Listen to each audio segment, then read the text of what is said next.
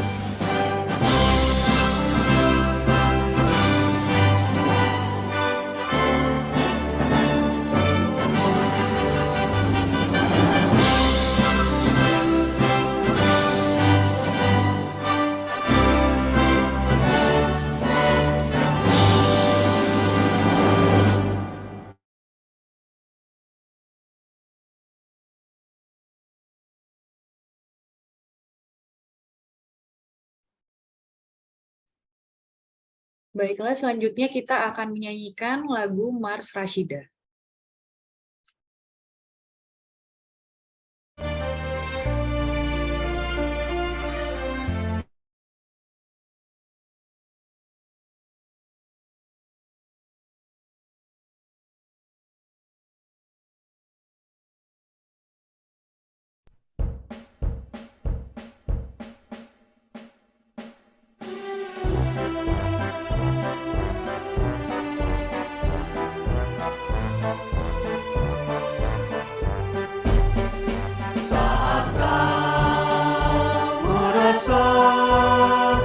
Terjatuh dan hidup putus asa, yakinkan di hatimu, di dalam gelap selalu ada terang.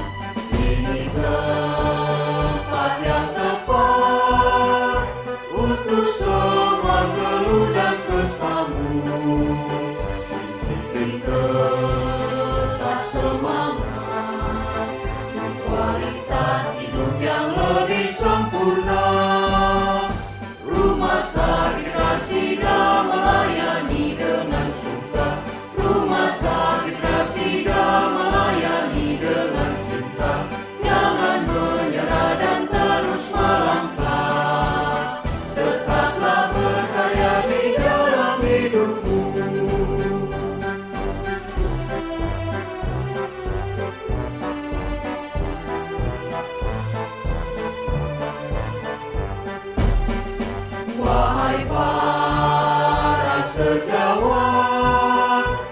lakukanlah tugas muliamu, berlandaskan Pancasila.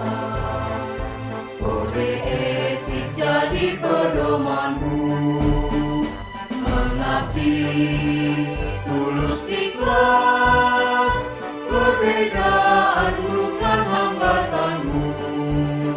Kembangkan diri, terus belajar, tingkatkan kualitas dan pelayanan prima. Rumah Sakit Rasida melayani dengan suka. Rumah Sakit Rasida melayani dengan cinta. Jangan menyerah dan terus melangkah. Tetaplah berkarya di dalam hidupmu. Rumah Sakit Rasida melayani dengan suka. Rumah Sakit Rasida melayani dengan cinta. Yakinkan di hatimu, dialisis bukan akhir segalanya.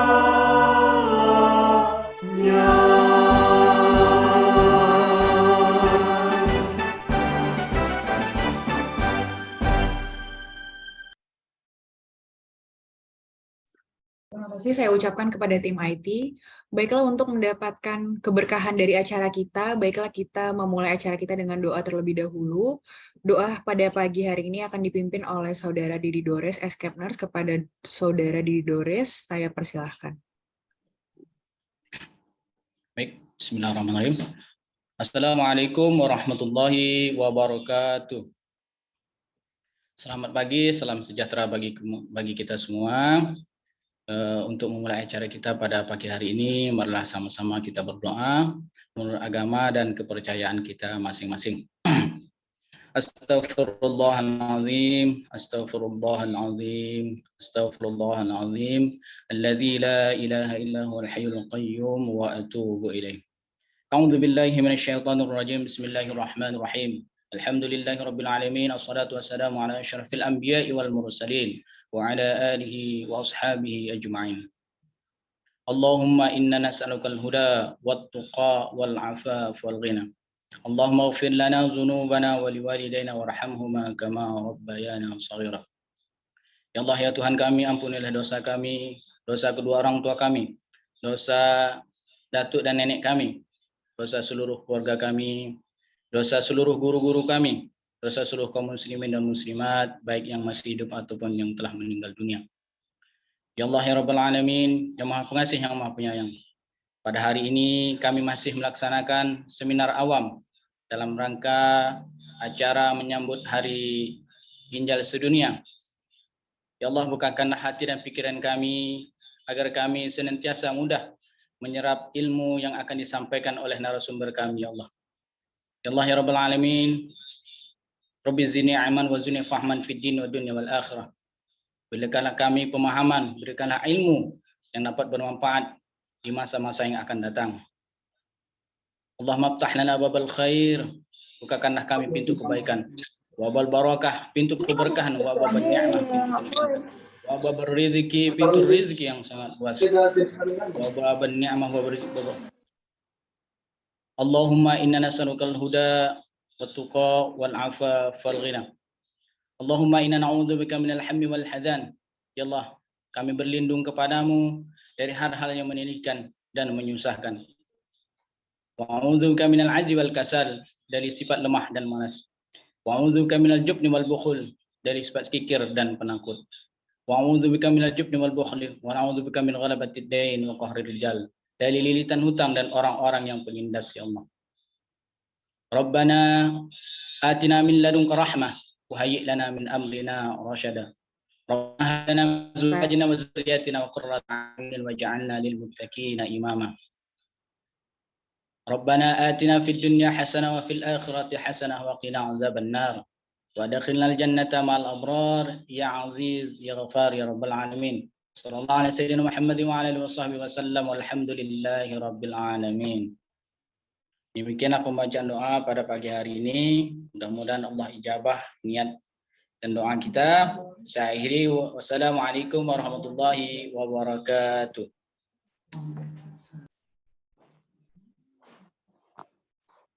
Terima kasih kepada Saudara Didi Dores yang telah memimpin kita dalam doa pada pagi hari ini.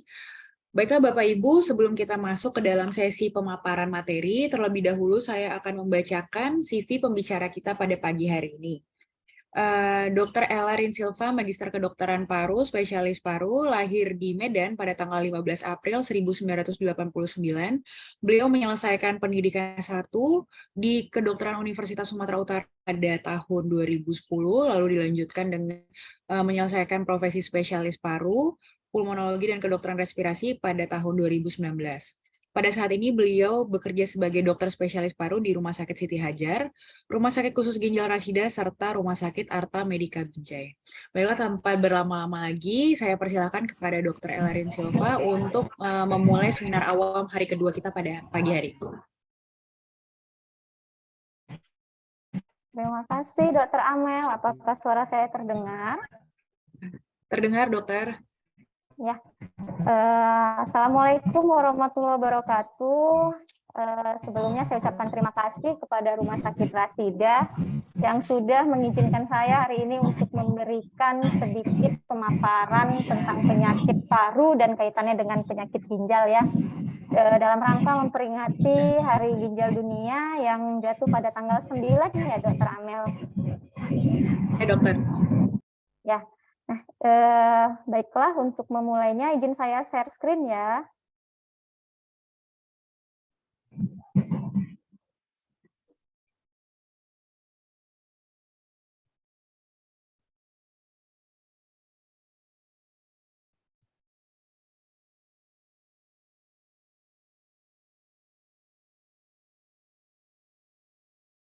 Terlihat slide-nya, Dr. Amel?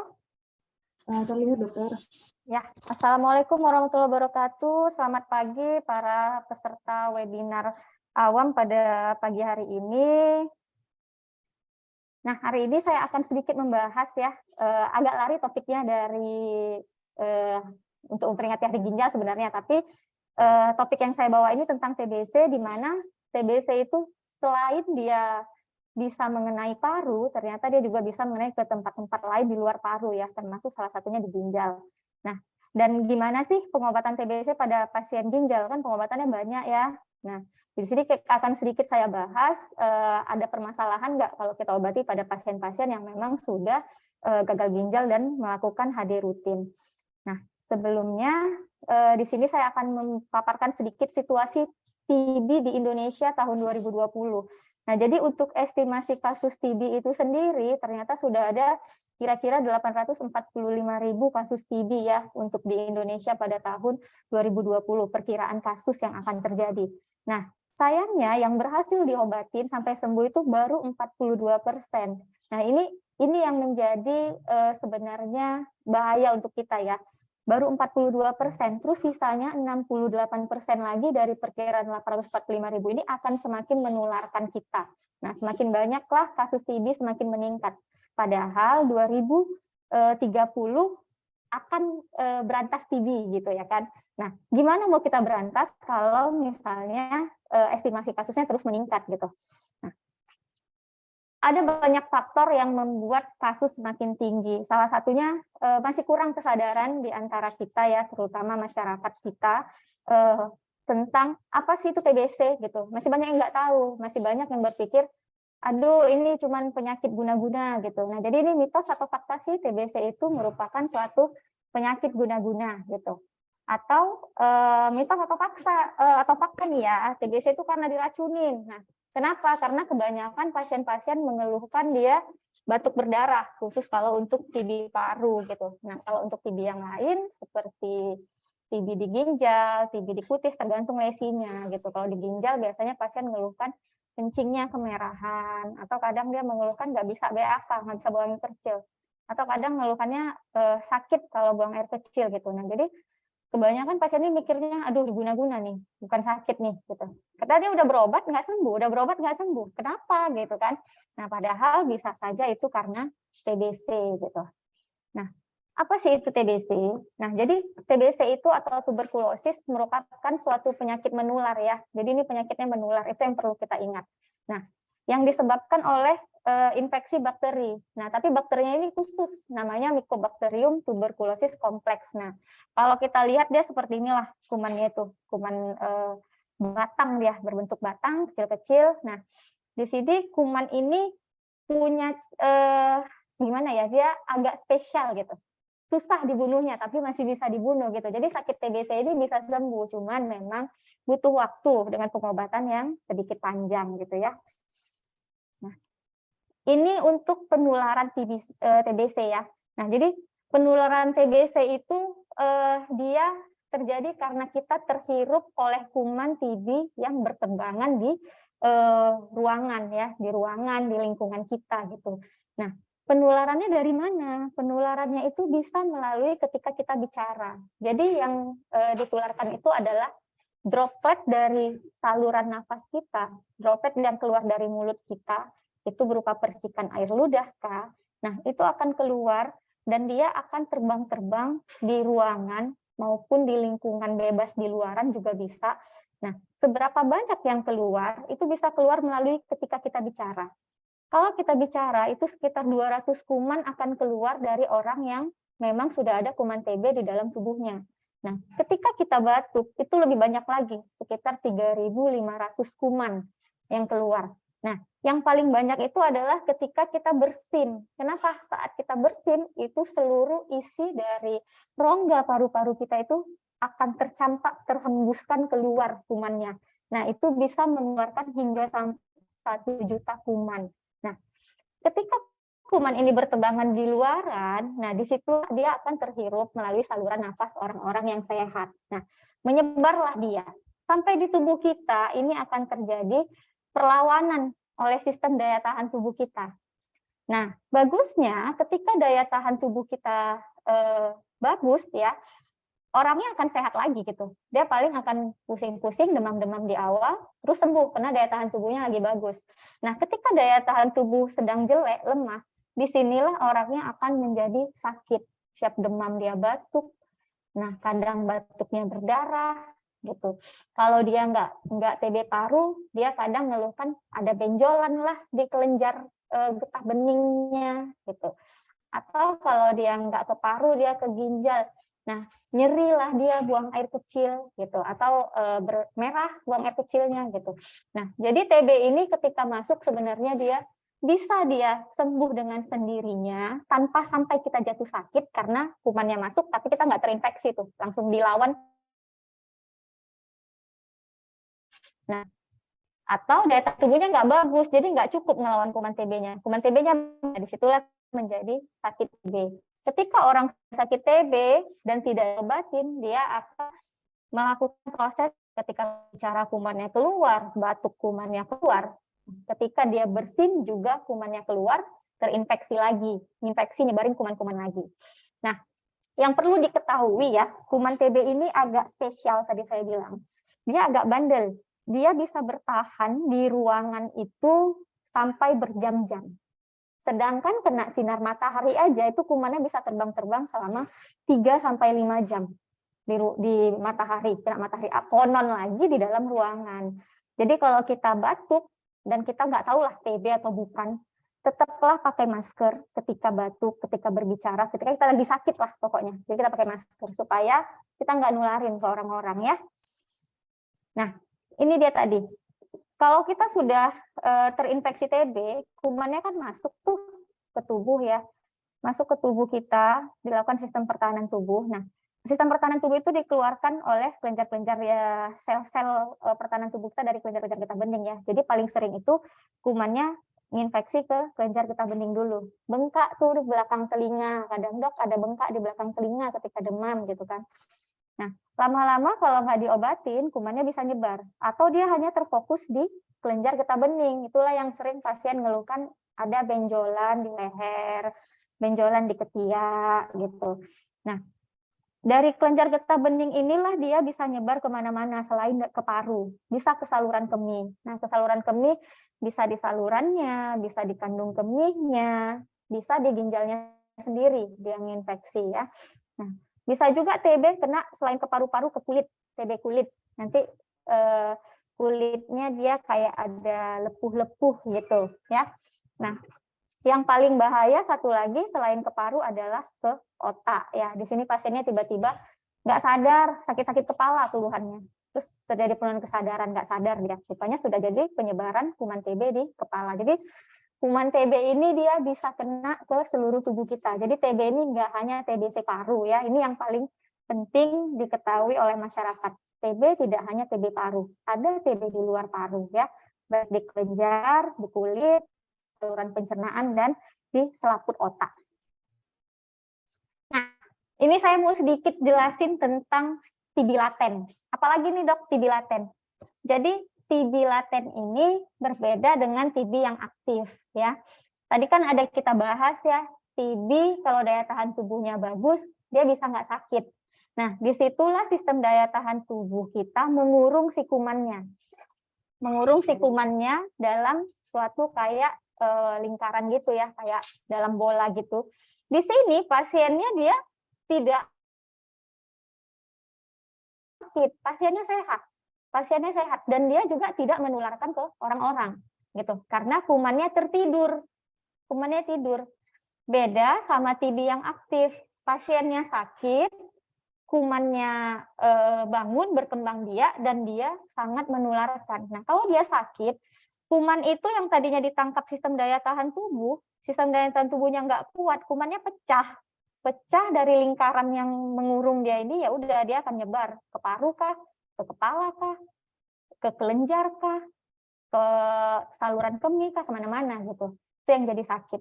Nah, yang bahaya itu sebenarnya TB aktif bahaya harus diobatin. Nah, TB laten pun harus diobatin. Kenapa? Sewaktu-waktu ketika daya tahan tubuhnya turun, ya, ini pecah, dia akan jatuh sakit dan menyebarkan ke yang lain. Makanya sekarang sudah ada pengobatan TB laten untuk kita di Indonesia ini. Nah, gejalanya apa aja dok? Gejalanya tuh kalau TB tergantung dari lokasinya di mana. Nah, kalau untuk TB paru sendiri, biasanya gejalanya itu lebih ke batuk-batuk. Kalau dulu memang dia khas ya, batuknya sering batuk berdahak, terus-menerus 2 minggu. Nah, kalau sekarang batuk kering juga sering karena TBC gitu. Karena kenapa? Karena pasien sekarang agak sedikit rajin, sedikit-sedikit batuk, langsung minum antibiotik gitu. Jadi gejala khas TB-nya sudah tidak jelas lagi terkadang gitu. Nah, banyak juga pasien yang mengeluhkan batuk bercampur darah. Nah, ini yang sering dikeluhkan pasien, iya dok, batuknya berdarah, darahnya merah, segar, kehitaman. Sebelumnya dia nggak apa-apa dok, gara-gara pergi entah kemana, baru pulang liburan. Nah, selalu sering menyalahkan baru pulang liburan. Atau baru habis makan gorengan, katanya, terus berdarah. Kayak seolah-olah kayak ada yang bikin dia jadi berdarah gitu, ada diguna-guna. Padahal itu enggak ya, itu karena tadi sistem daya tahan tubuhnya tadi itu yang mengurung kumannya pecah, jadi paru-parunya bolong, makanya dia berdarah. Nah, kemudian pasien juga sering mengeluhkan sesak nafas. Sesak nafas ini nggak rutin dikeluhkan pasien. Kenapa? Karena tergantung dari luasnya paru yang kena. Jadi kalau sudah kenanya itu hampir separuh paru, baru pasien mengeluhkan sesak nafas dan nyeri dada, gitu ya. Nah, selain gejala utama yang 3 ini, batuk dahak, batuk campur darah, sesak nafas, untuk TB paru sendiri itu nggak cuma TB paru ya, gejala tambahan ini biasanya ada di semua TB yang mengenai baik TB kulit, TB kelenjar, TB kepala, TB yang di saluran cerna, saluran kemih. Gejala tambahan ini selalu ada, penurunan berat badan, demam-demam, meriang berkepanjangan, pasiennya mengeluhkan ringan malas, nafsu makannya turun, gitu, nggak selera makan. Nah, gejala tambahan ini bisa semuanya dijumpain, bisa juga hanya beberapa. Kadang dia nggak mengeluhkan berat badannya berkurang, tapi dia sering yang berkepanjangan, gitu. Kadang dia mengeluhkannya keringat malam dok, malam-malam kepanasan aja, nah, seperti itu. Tapi berat badan saya nggak turun dok, bukan TB gitu, belum tentu ya. Nah, jadi tidak semua gejala tambahan ini harus ada. Terus gimana ya dok supaya kita tahu kita TBC atau enggak? Pertama dilihat dulu ada nggak gejalanya? Nah, untuk TB paru, gejalanya tadi adalah batuk dahak, batuk berdarah, sesak nafas, demam, berat badan yang semakin turun, gitu ya. Untuk TB yang lain tergantung lokasi. Nah, nanti kita bahas satu-satu ya. Nah, kemudian ini kalau untuk pemeriksaan tambahan, khusus untuk TB paru, itu ada pemeriksaan dahak. Nah, pemeriksaan dahak sekarang dia ada pemeriksaan tes cepat, ada pemeriksaan menggunakan mikroskop, itu BA, ada yang dengan media tanam, ditanam kumannya kultur. Nah, itu untuk pemeriksaan dahak. Pemeriksaan dahak ini sebenarnya wajib ya, gold standard-nya. Nah, pemeriksaan fototoraks ini bisa untuk menilai sekitar 80-90% untuk suatu kasus TB paru. Nah, gambarannya bisa berupa bercak-bercak berawan, atau kalau di luaran bisa pasien bilang, dok saya dulu pernah kena flek di paru. Nah, itu biasanya kalau zaman dulu dia selalu bilang ada flek dok. Nah, itu biasanya seringnya karena TB ya. Atau bisa juga pasien TB ini mengeluhkan ada cairan di lapisan yang membungkus parunya. Nah, efusi pleura. Nah, ini juga sering disebabkan oleh TBC. Nah, selain periksa dahak, periksa darah, bisa nggak dok periksa lewat dari darah, kata pasien kan? Nah, kalau darah, dia tidak sensitif untuk diagnosa TB yang aktif. Tapi bisa kita gunakan untuk pemeriksaan TB laten. Nah, itu menggunakan IGRA sama tes tuberkulin. Karena dia melihat antibodinya, gitu. Itu bisa kalau dari darah. Kalau tuberkulin dia kita suntikkan obat ke bawah kulit ya. Nah, yang terakhir adalah bronkoskopi. Bronkoskopi ini kita lihat langsung ke saluran nafasnya ya. Gimana kondisi saluran nafasnya di dalam. Lalu kita bisa ambil sampel di situ. Kita cuci sedikit parunya, kita ambil cairan bekas cucinya, baru kita lihat dengan pemeriksaan Gen Expert, BTA atau kultur untuk menilai ada kuman TB nggak di parunya. Gitu. Nah, ini beberapa foto ronsennya ya. Jadi kalau dia berupa flek-flek, inilah dia kayak gini. Ini kalau ini kena dua-dua parunya, paru kanan, paru kirinya dua-dua kena, ada bercak-bercak berawan. Nah, kalau yang ini sudah bolong, yang ini parunya. Nah, ini bercak-bercak flek-fleknya, ini parunya yang udah bolong. Nah, ini biasanya pasiennya pasti ngeluhkan batuk darah kalau kayak gini ronsennya. Nah, yang ini kalau ada cairan di parunya, nih, ini paru kanan, ini kiri, harusnya paru-paru dari atas sampai bawah kayak gini nih, bagus bersih. Nah, ketika ada cairan di lapisan pembungkus parunya akan kempes. Paru itu kan kayak spons cuci piring nih. Jadi kempes dia kejepit parunya tinggal segini, ini cairan semua. Itulah salah satu gambaran foto untuk pasien yang memang ada cairan ya, efusi pleura. Nah, ini pengobatan TB. Pengobatan TB, obatnya banyak. Ini ada 4 macam, rifampicin, isoniazid, pirazinamid, etambutol.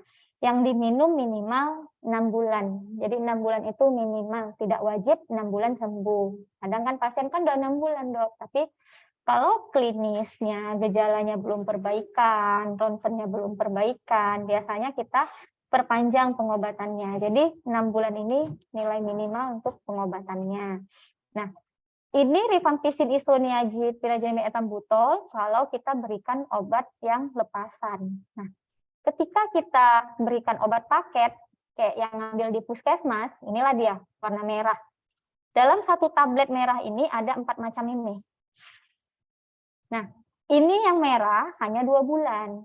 Jadi sisanya 4 bulan kemudian pakai apa dok? Pakai yang kuning. Kenapa? Karena yang 4 macam ini tadi, tidak semuanya lagi, hanya tinggal 2 macam saja yang 2 ini. Ini saja rifampicin dan isoniazid yang ada di kandungan yang kuning. Makanya, setelah 2 bulan biasanya pasiennya akan berubah obatnya menjadi yang kuning ya. Nah, pengobatan TB paru di awal 2 bulan 4 macam obat kayak yang tadi saya bilang, sedangkan di tahap lanjutannya 4 bulan ke depan dengan 2 macam obat gitu. Atau kalau kita pakai paket yang awal pakai yang merah, nah setelah 2 bulan ganti jadi obat kuning ya. Nah, kalau TB-nya di luar paru, lama pengobatan bagaimana? Biasanya lebih dari 6 bulan, bergantung lokasinya. Nah, kalau kelenjar rata-rata 9 bulan gitu. Tapi kalau sudah TB yang di selaput ya, termasuk selaput kepala gitu, atau selaput bagian perut atau yang ada cairan tadi di parunya, dia bisa 9 sampai 1 tahun gitu, sampai 12 bulan. Jadi lama memang kalau dia di luar paru ya. Nah, obat TB kan banyak ya. Kebanyakan pasien karena pengobatannya lama ya, terus efek samping obatnya juga berat, putus pengobatannya nggak lanjut. Nah, makanya kita perlu tahu efek sampingnya itu apa aja gitu. Efek sampingnya pertama, warna air kemihnya, air kencingnya itu agak kemerahan. Nah, itu nggak usah panik, nggak usah takut. Itu suatu hal yang wajar. Bukan berarti kencingnya jadi merah, pasiennya kena penyakit ginjal. Tidak, karena dia minum obat TB-nya. Jadi, ada obat TB yang memberikan zat warna kemerahan pada air kemih ya. Saya selalu bilang ke pasien, kalau kencingnya nggak merah berarti lupa minum obat tadinya gitu. Nah, jadi ini sebagai penanda juga buat kita supaya tidak lupa minum obat ya. Nah, kemudian biasanya pasien awal-awal pengobatan itu nggak nafsu makan karena nyeri pada perutnya. Terus juga ada yang mengeluhkan sendi-sendinya nyeri gitu. Kesemutan, apalagi pasien-pasien dengan penyakit gula, rasa kesemutannya akan semakin meningkat. Bisa juga gangguan keseimbangan. Nah, gangguan pendengaran, penglihatan. Untuk gangguan pendengaran, obat yang bikin gangguan pendengaran sudah tidak diberikan lagi. Ini zaman dulu, ya pakai obat yang suntik. Sekarang kita sudah tidak pakai obat suntik. Semuanya adalah obat tablet. Nah, untuk keluhan nyeri sendi, kesemutan, gangguan keseimbangan, nggak nafsu makan, mual muntah, ini ada pencegahannya. Ada vitamin tambahan yang diberikan untuk mencegah efek samping yang ringan seperti ini. Nah, yang jadi permasalahan adalah ketika pasien mengeluhkan kulitnya kemerahan, gatal-gatal, alergi obat, sama matanya dan kulitnya menguning. Nah, kalau yang dua ini berarti pasien tidak bisa menggunakan pengobatan yang lengkap. Dalam artian dia nggak bisa pakai obat paket. Tetapi dia bisa kita cobakan obat yang paket ini kita pecahkan menjadi 4 macam obat dan dicoba yang mana yang memberikan efek samping yang berat sampai kuning, sampai alergi. Nah, jadi salah satunya nanti tidak diberikan gitu. Nah, resikonya apa? Resikonya kalau dia tidak mulai di awal dengan 4, pengobatannya justru akan semakin lebih panjang. Tapi itu tadi, jangan gara-gara alergi obat pengobatannya tidak diteruskan. Nggak sembuh-sembuh sakitnya, makin parah nanti ya. Nah, pada gangguan ginjal gimana pengobatannya? Kalau untuk pada gangguan ginjal, obat TB sebenarnya dosisnya sudah pada pasien yang sehat ya, tanpa gangguan ginjal, sudah disesuaikan dosisnya untuk memberikan efek samping pada ginjalnya itu ringan. Kenapa? Karena obat yang memberikan permasalahan pada gangguan ginjal itu hanya diberikan di 2 bulan pertama. Nah, setelah 2 bulan, yang efek ke ginjalnya agak berat tidak diberikan lagi. Makanya pada tahap lanjutan hanya tinggal 2 macam obat. Nah, kalau udah ada gangguan ginjalnya gimana, Dok? Nah, kalau udah ada gangguan ginjalnya, kita akan nilai dulu fungsi ginjalnya. Diperiksa dari darahnya.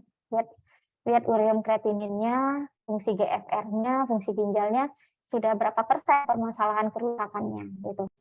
Nah, kalau dia masih di atas 30 sampai 35%, obat TB masih bisa diberikan dengan catatan obat yang memberikan efek ke ginjal tidak diminum setiap hari, ya, tapi 3 kali seminggu. Namun untuk pasien-pasien yang sudah kerusakan berat, yang sudah HD, biasanya kita hanya berikan 2 macam obat yang memang resiko ke ginjalnya ringan ya.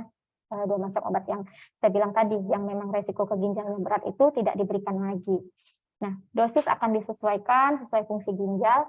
Jumlah obat biasanya lebih sedikit ya, cuma 2 macam. Namun, kita pengobatannya agak lebih lama, gitu dia.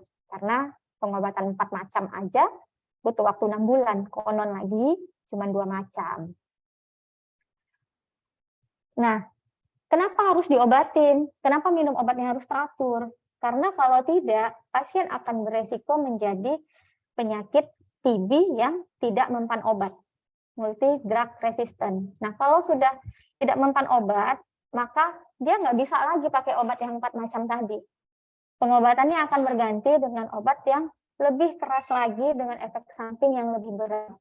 Nah, jadi dan pengobatan yang lebih lama. Yang tadi minimal 6 bulan, kalau yang ini dia tergantung. Ada jangka pendek pengobatannya, ada jangka panjang. Jangka pendeknya saja itu butuh waktu yang lama, 9 bulan. Konon lagi jangka panjang ya, bisa sampai 18 bulan gitu. Nah, jadi apa aja ya faktor yang bisa menyebabkan TB ini jadi nggak mempan obat? Nah, ada banyak sebenarnya, tapi yang paling sering itu karena pasiennya memberhentikan pengobatan sebelum masa sembuhnya. Jadi kuman yang tadinya udah mulai melemah, dia belum mati, pengobatannya di stop. Nah, ketika dia bangkit lagi, dia akan tanda sama obat itu. Nah, ketika kita berikan lagi obatnya, maka pasiennya tidak mempan lagi karena dia tahu, ini kan obatnya obat kemarin, aku udah lebih kuat dari obatnya. Gitu. Makanya jangan sekali-sekali pengobatan TB itu dihentikan ya tanpa instruksi dari dokter. Gitu. Nah, kemudian bisa juga pasiennya langsung tertular dari orang yang memang sudah nggak mempan dengan obat. Gitu.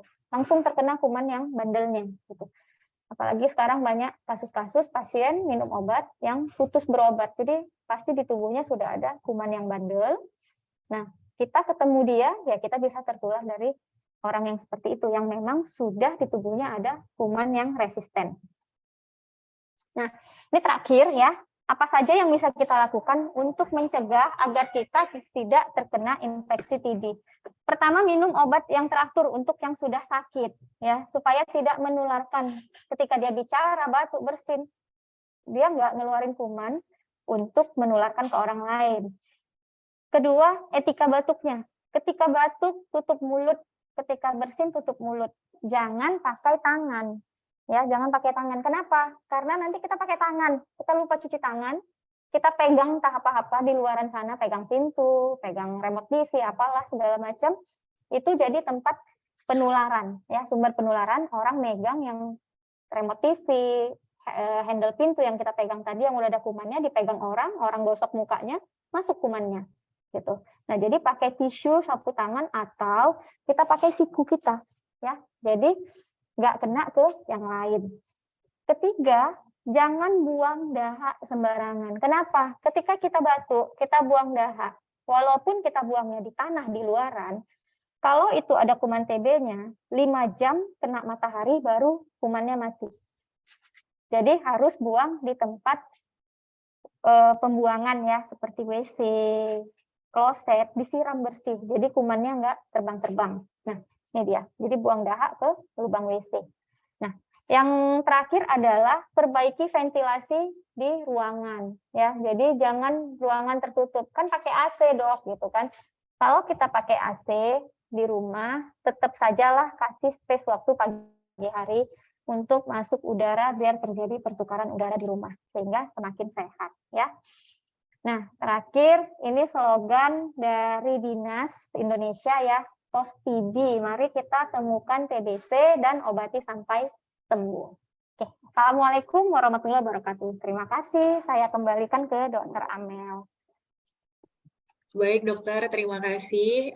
Ini udah banyak pertanyaan yang akan segera dokter jawab, tapi sebelumnya, sebelum kita masuk ke sesi tanya-jawab, kita akan melihat video testimoni pasien-pasien HD, di mana pasien-pasien HD ini ada yang baru HD ataupun ada yang sudah lama cuci darah. Jadi nanti pasien-pasien ini akan memberikan testimoni kesan-kesannya selama cuci darah itu bagaimana. Kepada tim IT saya persilahkan.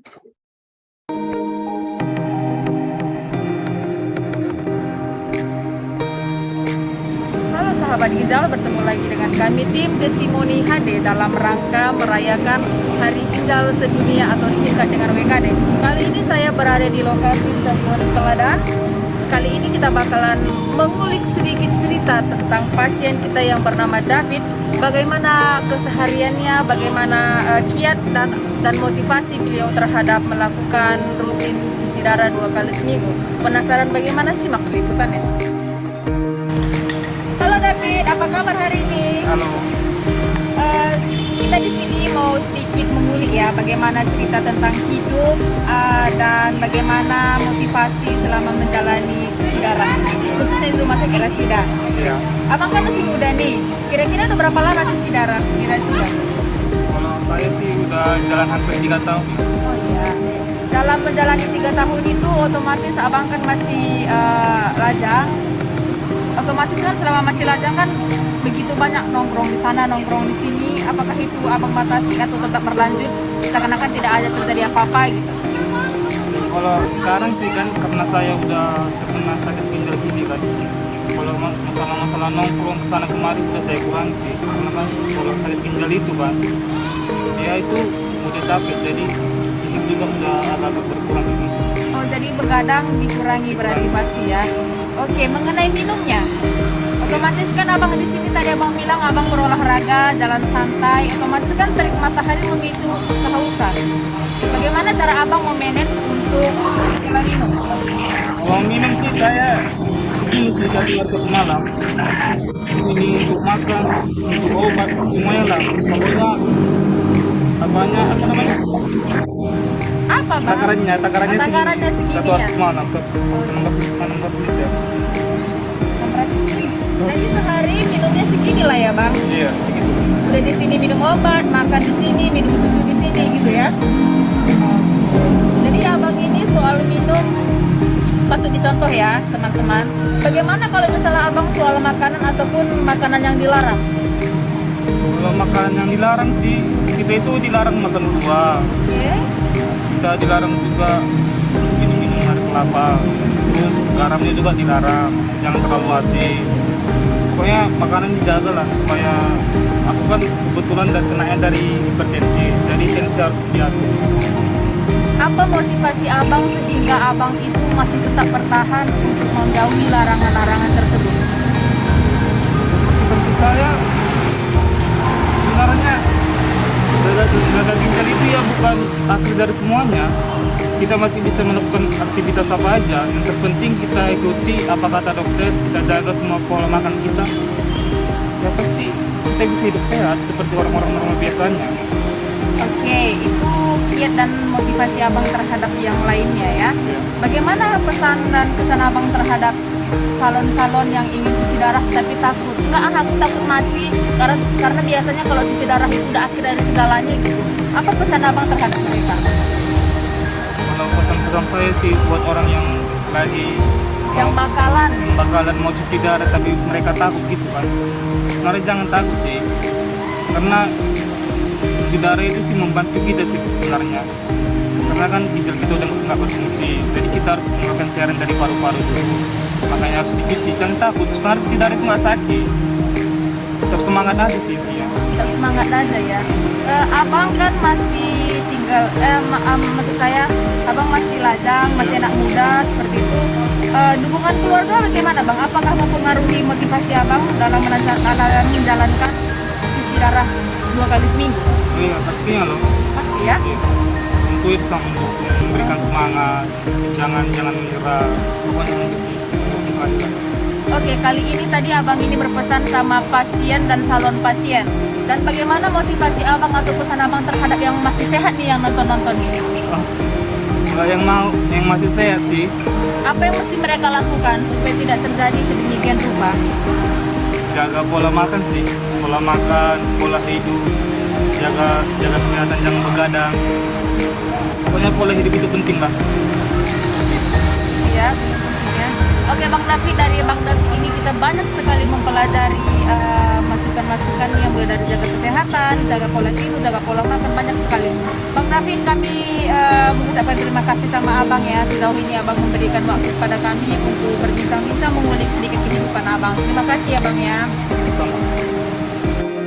Sahabat ginjal, demikianlah cerita sedikit tentang kehidupan beliau saat menjalani rutin cuci darah ke Rasida khususnya. Banyak hal yang harus kita pelajari dari beliau. Kita bangga memiliki beliau karena kiat dan aktivitas beliau sangat mempengaruhi motivasi terhadap orang lain. See you, bye-bye.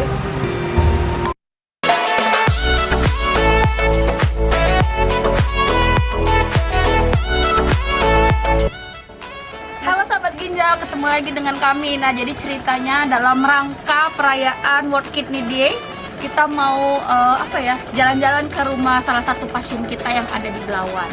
Kita sama teman-teman sambil lihat kondisi rumahnya. Nih, begini ceritanya. Jadi abang ini walaupun dia hidupnya sendiri, dia tetap mau semangat datang ke Rumah Sakit Rasida untuk cuci darah. Saya bersama rekan-rekan saya, ada ini kakak ini, Kak Loli, ada ini juga. Oh ya, oke, kita lihat langsung liputannya ke rumah Bang Angga ya guys.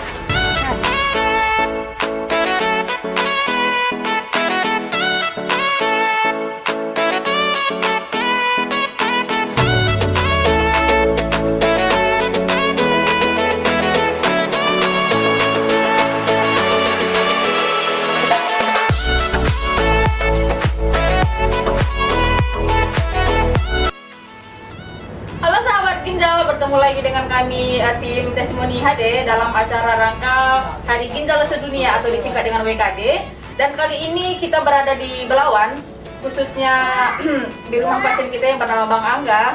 Bang Angga ini adalah salah satu pasien kita di Rasida, cukup lama sudah cuci darah. Tetapi kali ini menariknya beliau ini, kenapa kita mau input kisahnya, keistimewaannya, karena beliau tidak pernah memandang kondisi jarak tempuh untuk mencuci darah ke Rasida. Kami di sini untuk mengulik sedikit tentang cerita beliau mengenai proses sakit penyakit maupun terapinya ke Rasida. Oke, langsung saja kita wawancara beliau. Oke. Apa kabar abang hari ini? Sehat abang ya? Di rumah sakit. Kalau bisa jalan-jalan. Sehat. Iya. Abang kan udah beberapa kali cuci darah ke Rasida kan? Kayak mana perasaan abang? Ya, kalau mencuci darah situ ya ada enakan di bawah badan itu daripada tidak cuci itu. Abang takut nggak cuci darah? Enggak, untuk kita mau berjuang untuk sembuh. Ya, lewat kan itu. Iya ya. Kalau abang kan dari Belawan ini jauh banget lah ya kan? Abang dari sini ke Rasida 2 kali naik angkot berarti? Ya, angkot sekali naik becak ke dalamnya. Becak. Naik beca juga? Ya. Tapi itu pun tetap abang semangat, nggak pernah patah semangat ya? Kita namanya untuk sehat terus tetap semangat lah. Kembali tidur lah. Daripada hidup kayak gini. Kembali kemana bang? Kayak dulu lagi ya kita sampah mana kan ada semangat sehat lah gitu. Jadi abang tinggal di sini sama siapa? Kayak mana dia bilang ya ini orang lain cuma kenal gitu pernah dikasih numpang dari sini kalau pas keluar Oh berarti abang tinggal sendiri, nyari makan sendiri, Iya. hidup sendiri, tetapi tetap juga semangat untuk pergi ke Rasida untuk melakukan terapi cuci darah ya. betul. Hebat abang, bangga kami sama abang. Ada lagi Apalah pesan abang bagi calon-calon yang bakalan mau cuci darah, yang takut lah gitu cuci darah? Pesan abang apa sama mereka? pesan saya nggak perlu takut ya datang aja cuci untuk kesehatan kita apa yang mesti takut untuk kesembuhan untuk kesembuhan kita nah jadi yang takut itu jangan merasa takut datang aja Kita aja pesan abang. ya Kesan abang terhadap perawat-perawatnya lah, terhadap perawatnya saya akui baik-baik nah, ya langsung nomor 1. ya selalu Itu aja, Bang. di Rasida itu kayak saya pas masih di kamar isolasi dokter apa namanya? Siapa namanya bang? Yang cowok? Enggak, ada ini bajunya dibeli dia nih. Oh, di Kota Kayu kan? Enggak. Iya lah, perempuan. Dokter Ella, dokter paru ya. Apa? Ngomong lagi. Dua, Semua dikasihnya ya, odol, gigi, semua ya. ngomong. Pucuk, roti, bungkus. Maksudnya aku mau nengok ini. Iya, ya nggak bisa apa kan? Itu yang bikin abang makin semangat untuk datang suci ya, karena pelayanannya mungkin baik dan ramah Iya. juga sama abang. Ini ya nggak semalam itu ada nasi datang, siapa yang ngasih ya? Ada yang ngasih nggak dikasih tahu orang siapa yang ngasih nasi. Siapa yang ngasih? Udah dari hamba Tuhan katanya. Iya. Makan itu nggak tahu menggigil juga. Sabar. Adit kan setelah dipasang jadi cerita sedikit ya bang. Jadi sebenarnya awal permulaan abang sakit ini kenapa dulu? Datang ke rumah sakit itu karena apa? Apa yang abang rasakan selama ini? Gini sih, awalnya jam 4 pagi tuh sakit pinggang, ya kan? Kusuk, ngajari juga, pikir batin biasa dengan sakit pinggang kan, masuk angin. Biasa, tak tolong kawan, kusuk kan. Nah, supaya nggak hilang juga, nggak hilang. Makin sesak napas, itulah. Awalnya begitu ya gejalanya ya. Dulunya kali ya bang suka minum-minum obat atau apa? Suka begadang enggak? Nih, pesan abang abang yang dulu sama-sama bareng yang masih jangan apa gitu. Itu yang di depan mah nggak ada jadi contoh. Iya pesan bilang sama mereka pesan abang apa? Halo teman-teman. Biar semuanya tuh tahu. Awak kawan-kawan awak bilangin kurangin macam aku. Iya itu kan tahu katanya coba bilang. Ambil lagi. Enggak bilang dulu abang pesan-pesan terhadap mereka yang memantau dan masih sehat gitu. Apa pesan abang sama mereka supaya ini lanjut gitu. Ya kalau ada pesan ya jangan memakai narkoba lagi lah. Yang bagi pemakai hilangkan. Minum kurangi ataupun apa supaya tidak seperti saya ini. Demikianlah cuplikan cerita hidup beliau selama sehat ataupun sedang menjalani cuci darah. Bang, kami di sini banyak mengucapkan terima kasih sama abang karena kisah abang, pesan abang terhadap kami maupun yang di luar sana sangat bermanfaat. Jadi yang bisa kami tiru sama abang itu, yang bisa kami ambil energi positifnya itu semangat abang. Abang nggak pernah patah semangat untuk menjalani hidup, melihat tempuh keras sudah itu bukan yang dekat ya, tetapi abang tidak pernah patah semangat. Terima kasih bang, pelajarannya sangat berharga untuk kami sih.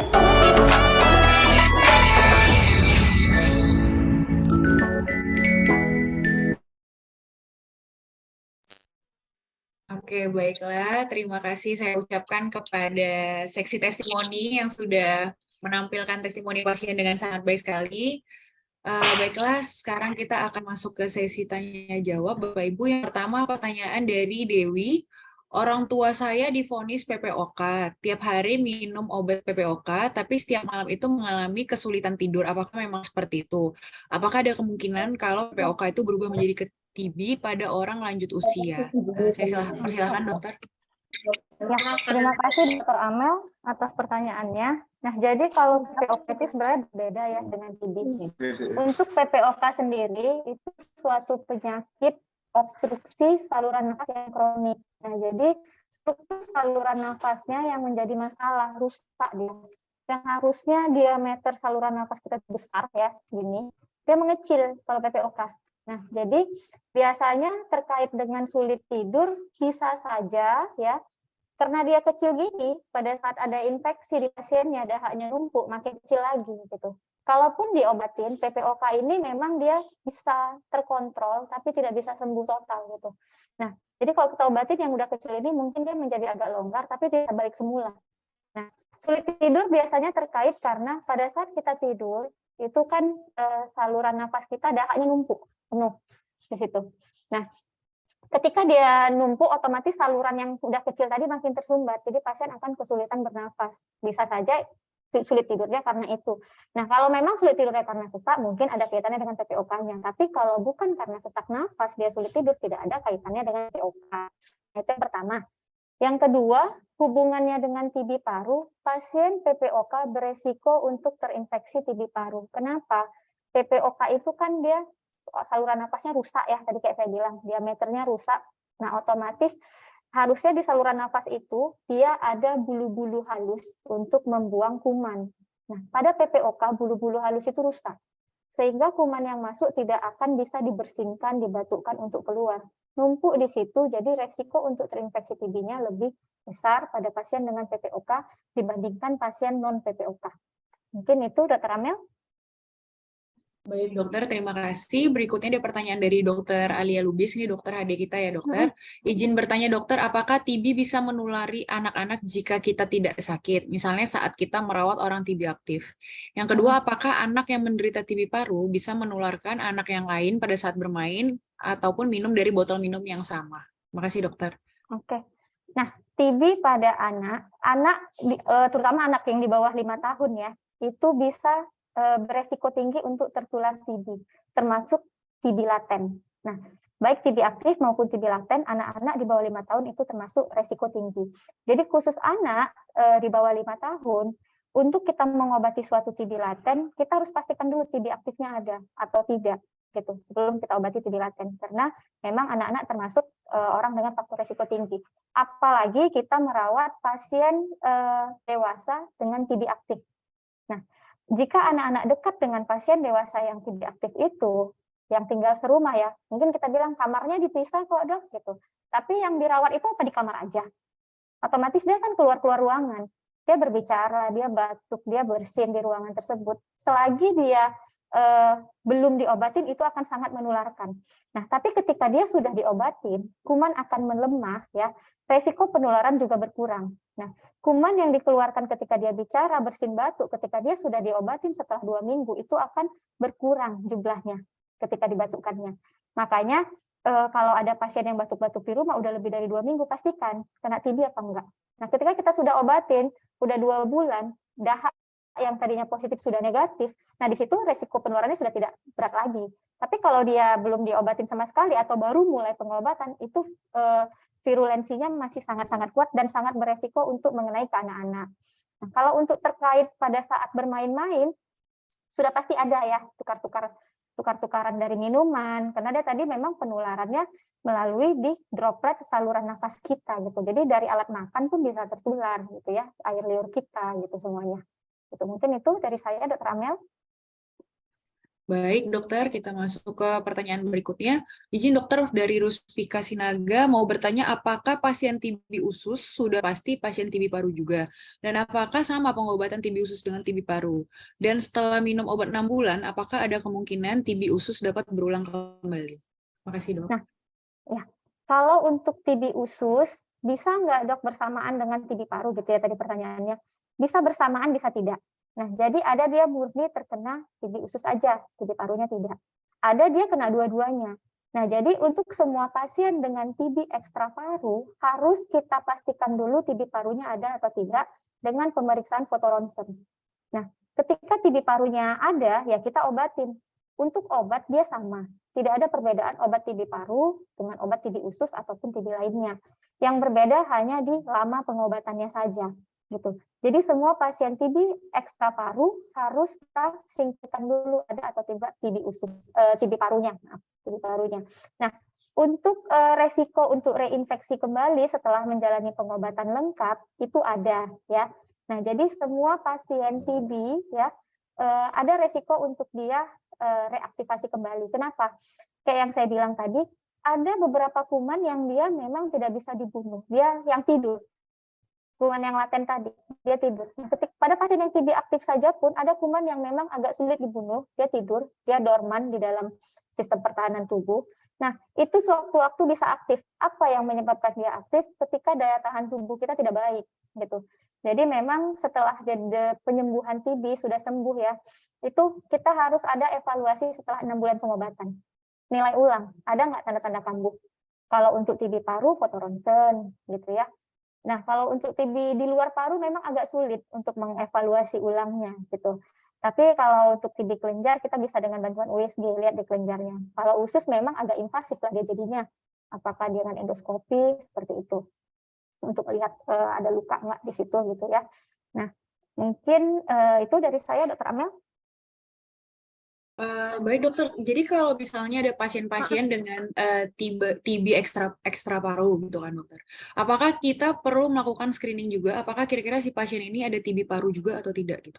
Iya perlu. Atau Jadi menunggu ada gejala dulu gitu? enggak, jadi semua pasien dengan TB ekstra paru ya, sebelum kita obatin TB ekstra parunya, alangkah baiknya dipastikan TB parunya ada apa enggak. Jadi di ronsen.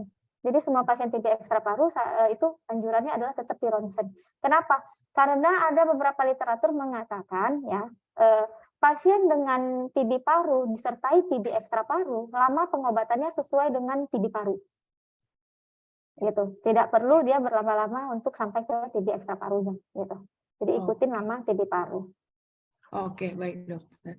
Oke dokter, kita lanjut ke pertanyaan berikutnya ya dokter. Dari pasien HD kita, Bapak Joni Manik. Ini Bapak Joni Manik ada pasien lantai 2 gedung baru ingin bertanya, bagaimana menjaga kesehatan paru bagi pasien HD yang sudah HD 13 tahun? Tindakan apa saja yang perlu dan pola apa saja yang harus kita jalani? Terima kasih banyak dokter. Oke. Nah, memang pasien-pasien dengan HD itu pasien-pasien dengan penyakit kronik ya, sama dengan pasien sakit gula gitu ya. Nah, untuk pasien-pasien dengan penyakit kronik, daya tahan tubuhnya memang kurang baik ya, terjadi penurunan daya tahan tubuh. Nah, apa aja yang bisa kita lakukan? Ya kita lakukan untuk mencegah kalau kita untuk ke TB sendiri atau ke penyakit-penyakit lainnya lah ya, nggak cuma TB, penyakit karena infeksi kuman yang lainnya pun, pola hidup sehat kita. Nah, jadi bisa dengan menggunakan masker untuk di luar rumah gitu. Nah, makanan dengan nutrisi yang baik gitu ya. Besok akan dijelaskan oleh Dr. Iruna tuh kalau pasien HD nutrisinya seperti apa. Nah, jadi besok ikut seminar lagi ya, Pak. Nah, kemudian bisa dengan berolahraga. Nah, berolahraga itu akan meningkatkan sistem pertahanan tubuh di paru gitu. Jadi olahraga tidak mesti capek lah dok, sesak lah. Nggak mesti olahraga yang berat-berat lari atau apa. Bisa berupa jalan santai 5 menit di halaman rumah, atau bisa juga dengan seperti senam-senam pernapasan. Mungkin itu dari saya, Dr. Amel. Baik dokter, berikutnya dari Dr. M. Rizky Asilmi Lubis. Assalamualaikum dokter, mohon izin bertanya, kalau untuk peralatan makan seperti sendok dan gelas, apa bisa juga ditempeli oleh kuman TB sehabis dipakai oleh orang yang terkena TB? Kalau bisa untuk membunuh kuman yang nempel di alat makan itu, apa bisa dibersihkan dengan sabun cuci biasa atau ada cara khusus dokter? Mohon arahannya dokter, terima kasih. Oke. Nah, jadi kuman TB ini sebenarnya dia kalau untuk yang di luaran ya, yang nempel di alat makan atau apa, dia gampang mati dengan sabun. Sabun cuci piring, sabun rinso, itu gampang mati. Jadi cuci yang bersih dengan sabun yang banyak untuk alat dan sendok makan. Dan itu boleh dipakai lagi dengan dengan orang lain yang di rumahnya. Jadi nggak perlu piringnya itu ditukar. Piringnya itu khusus dia, itu nggak perlu ya. Jadi kalau dia dicuci bersih pakai sabun, itu kumannya sudah mati. Nah, yang nggak boleh itu kalau kita habis minum, minta sedikit lah gitu. Nah, itu jangan gitu. Tapi kalau udah dicuci bersih dengan sabun, itu boleh.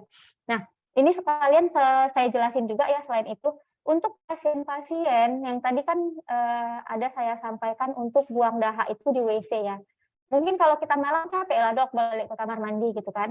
Nah di situ kita bisa buat beli suatu alat wadah yang ada tutupnya, itu diisi air setengahnya, kemudian masukin 1 sendok rinso. Kalau nggak ada rinso by clean, 1 tutup botol. Nah ketika batuk, dahaknya dibuang ke situ. Itu kuman akan mati. Jadi kumannya mati kena rinso, kena Biclean. Gitu. Itu dia akan mati. Jadi bisa menggunakan itu, paginya buang ke WC, siram yang bersih. Jadi kumannya nggak akan terbang-terbang di dalam ruangan. Begitu dokter Amel. Oke dokter. Berikutnya dokter, pertanyaan dari Iskandar Dinata. Saya sudah minum obat TBC belum sampai 1 bulan, tapi saya gatal-gatal dan kemerahan di kulit. Saya nggak berani minum obatnya lagi. Apakah saya masih bisa sembuh TBC, dok? Oke, nah pertama itu memang ada, kayak tadi saya bilang kan, ada beberapa pasien ya yang dia alergi dengan obat TBC. Nah, jadi jangan khawatir kalau alergi. Itu yang tidak boleh dia menggunakan obat paket, karena kan obat paket campuran. Jadi masih bisa diobati dengan obat lepasan. Nanti obat lepasan itu akan kita coba satu-satu, desensitisasi namanya, dicoba satu-satu, yang mana yang bikin dia alergi. Nah, ketika kita sudah ketemu obat mana yang bikin alergi, kalau memang kita bisa gantikan dengan obat yang lain tambahan, kita gantikan agar lama pengobatannya tidak terlalu panjang. Gitu. Nah, kalau kita tidak bisa gantikan, dia hanya bisa dengan 2 macam obat, ya kita beri obat TB, tetap bisa sembuh, ya. Diberikan 2 macam itu, tapi dengan jangka pengobatan yang lebih panjang lagi, tidak 6 bulan. Jadi masih bisa sembuh, segera ke poli paru di Rasidah.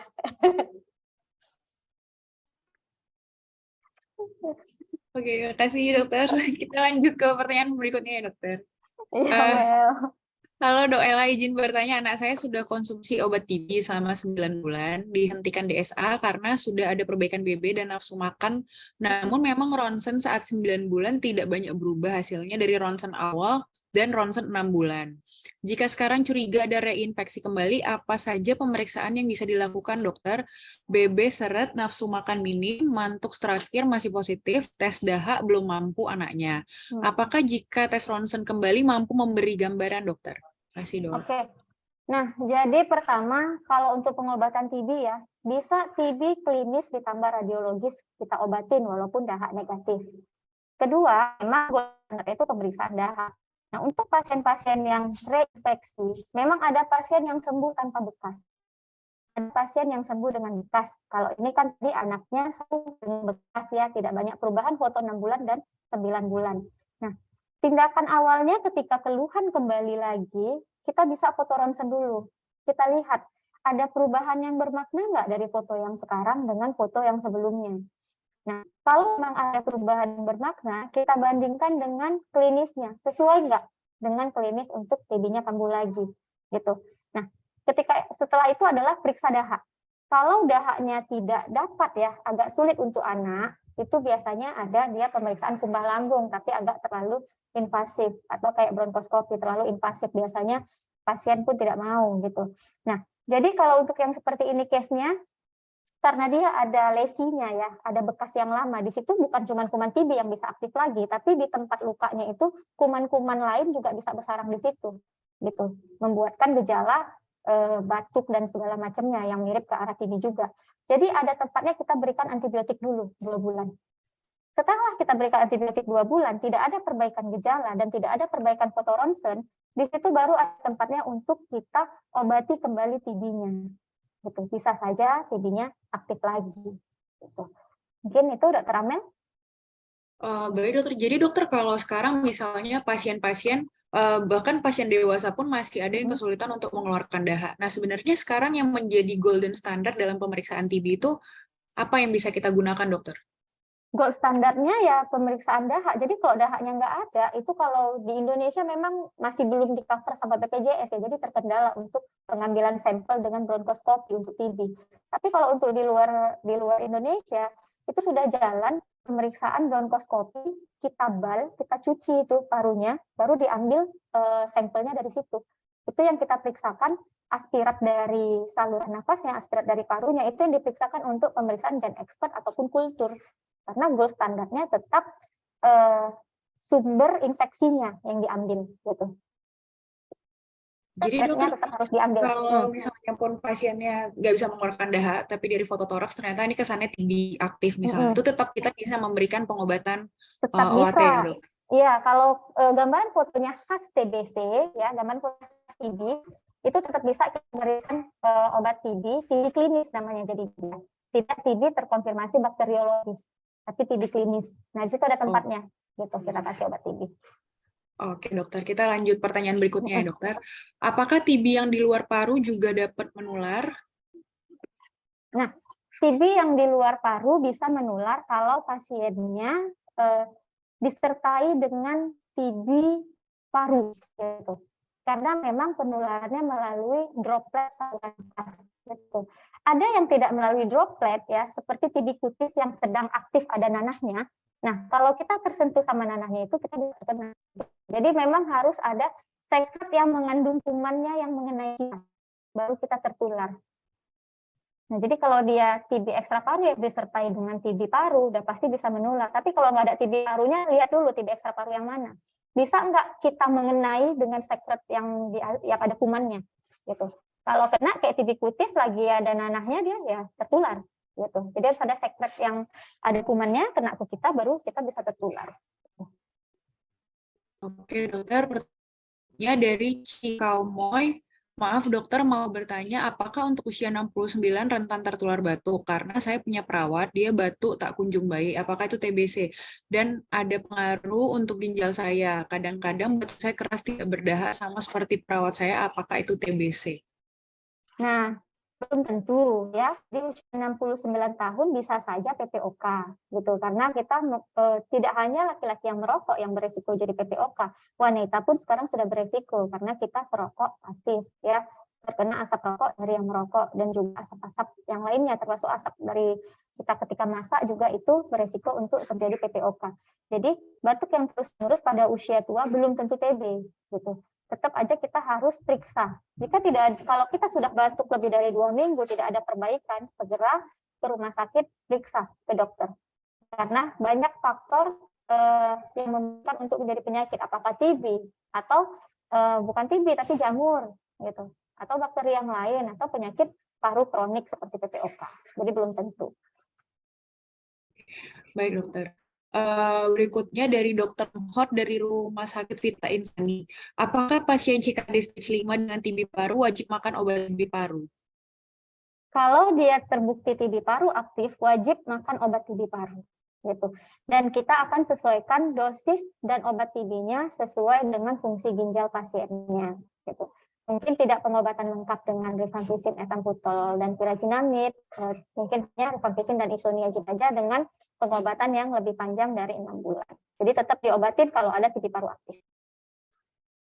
Jadi dokter kalau misalnya untuk pasien-pasien yang sudah HD, dia misalnya diberikan pengobatan OAT itu tidak lengkap dengan full paket OAT. Nah ternyata nanti misalnya ada perbaikan dari fungsi ginjal karena pasiennya sudah HD. Apakah pengobatannya kita ganti atau tetap kita lanjutkan dengan regimen yang di awal? Nah jadi kan kalau misalnya pengobatan TB ini kan regimen yang menggunakan ethambutol dan pirazinamid hanya 2 bulan di awal. Gitu. Jadi kalau dia sudah di fase lanjutan ya udah kita nggak usah tambah lagi. Lanjut aja dengan rifampicin dan isoniazid gitu dengan regimen pertama dia dengan pengobatan yang lebih panjang. Nggak ada tempatnya kita menambah satu obat di tengah perjalanan pengobatan TB-nya. Misal pasien tidak perbaikan klinis ya gitu. Nah, tidak perbaikan klinis kita hanya menambahkan satu obat untuk tambahan regimen baru itu hanya meningkatkan resiko resistensi pada pasien TB gitu. Jadi apa tindakannya kalau dia nggak perbaikan? Screening, pastikan tidak ada kuman yang resisten dulu. Jangan kita hanya menambah satu obat, itu hanya meningkatkan resiko untuk terjadi resisten pada pasien TB. Gitu, Dokter Amel. Oke, baik dokter. Berikutnya dari Bapak Anto, dok saya pasien HD. Kenapa kalau udah kelebihan minum, nafas saya berat dan bunyi seperti ngorok, tidur pun susah dan antisipasinya gimana kalau di rumah ya dok? Ini memang agak sering ya. Jadi ini berbeda dengan TB paru. Nah, kalau pasien yang HD, memang kan sudah ada batasan minum yang diberikan oleh dokter kita ya, karena memang harus dibatasin. Soalnya ginjalnya juga nggak bisa buang airnya, mau dibuang lewat mana. Jadi kalau minumnya banyak, airnya mau dibuang lewat mana? Dia nggak punya tempat lagi mau kemana. Maka dia ngerembes-rembes lah, ngerembes ke paru sedikit, otomatis jadi sesak. Soalnya kalau dia udah ngerembes ke paru, itu oksigen yang kita hirup susah ngelewatin paru-parunya, soalnya ada rembesan-rembesan air. Jadi oksigennya numpuk di aja, nggak nyampe ke seluruh tubuh, jadinya ya sesak deh Kak. Gitu. Jadi ikutin arahan Dokter Bayu, Dokter Alwi untuk kurangin minumnya, karena memang ginjalnya aja untuk dia bekerja udah dibantu mesin, kayak mana lah lagi yang mau berfungsi dengan baik ya, gitu. Baik, terima kasih dokter. Oke, ini pertanyaan terakhir ya dokter dari pasien HD kita juga. Kalau ada pasien dengan limfadenitis TB tanpa ada TB paru, apakah bisa menularkan melalui pemakaian alat makan yang sama atau apakah harus dipisahkan alat makannya? Nah, kalau limfadenitis TB itu kan TB di kelenjar ya. Tadi yang pertanyaan yang sebelumnya, kalau memang tidak ada TB parunya, itu tidak menularkan melalui alat makan ya.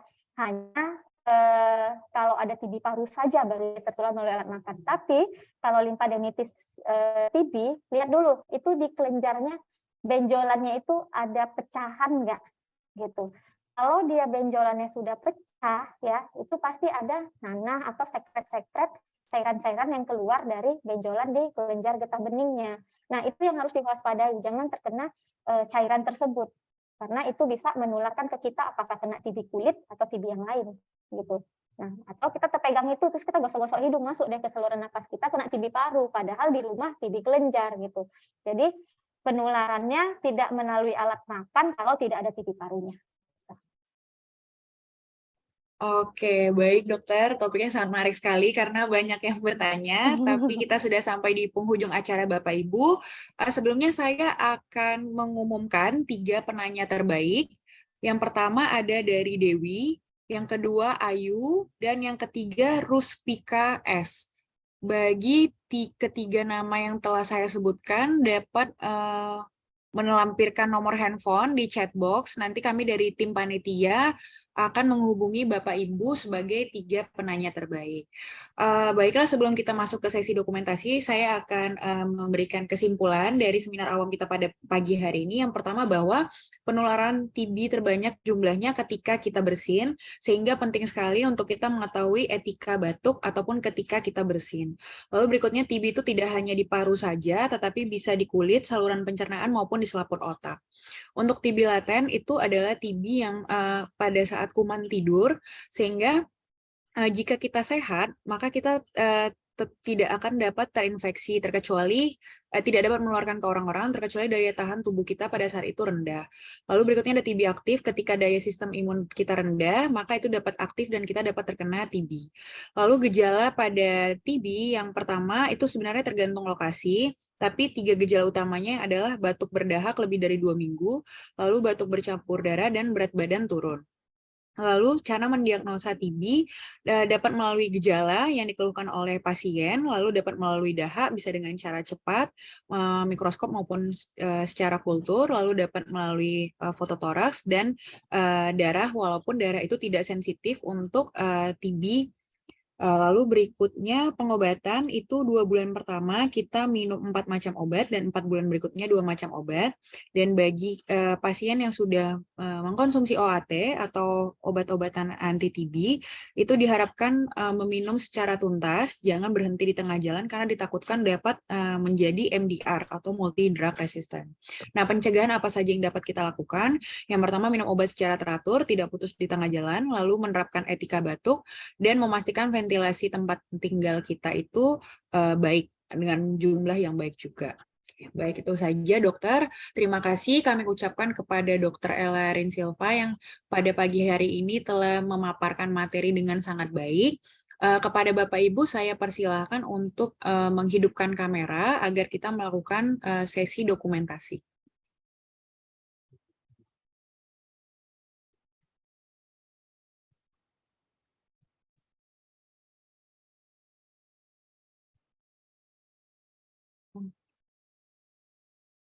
Baik, Bapak Ibu silakan dibuka kameranya.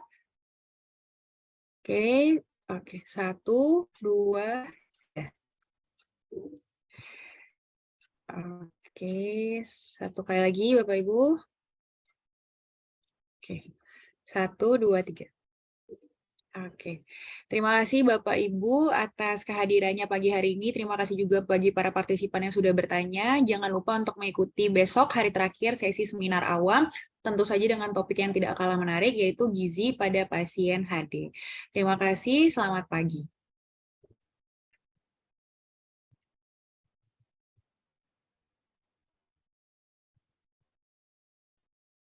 Dipersilakan live Bapak Ibu.